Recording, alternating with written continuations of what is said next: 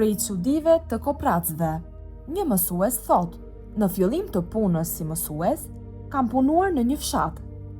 Prindërit e nxënësve më ftonin për të ngrënë tek shtëpitë e tyre dhe ishin shumë bujar.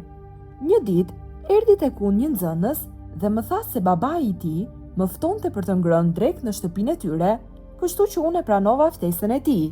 Rrugës për në shtëpinë e tij, më takoi një nga nxënësit e mi dhe më paralajmëroi se babai i shokut të klasës ishte shumë dorështrënguar, koprac, saqë nuk përshkruhet. Unë nuk ja vura veshin fjalëve të nxënësit dhe vazhdova rrugën për në shtëpinë e ftuesit. Kur mbërrita, babai i nxënësit më priti me shumë dashamirësi e respekt dhe më çoi në dhomën e miqve. Më pas i kërkoi gruas së tij të sillte ushqimin. Kur ajo e solli, mbeta i habitur nga ushqimi, i cili ishte vetëm një pjatë gruri i coptuar, bullgur dhe një tas me kos.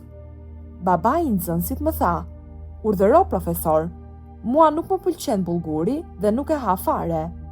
Më erdhi turp nga i zoti i shtëpisë, kështu që kapa lugën dhe fillova të hap pak bullgur me kos. Pas pak gruaja e burrit trokiti në derë dhe i tha burrit të saj: "A ta sjell pulën?"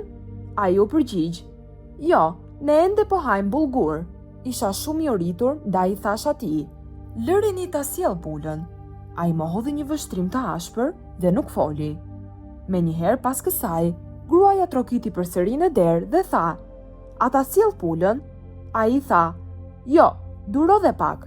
Me shpresë se do të vijnë pulat, i thash burrit: "Unë ngopa, elhamdulillah, Allahu të begatov dhe të falenderoj." Ai më tha: "Ju lutem profesor, ç'është ajo fjalë? E kemi për detyrë." Dhe në atë moment ai thërret gruan e tij dhe i thot: "Sille pulën."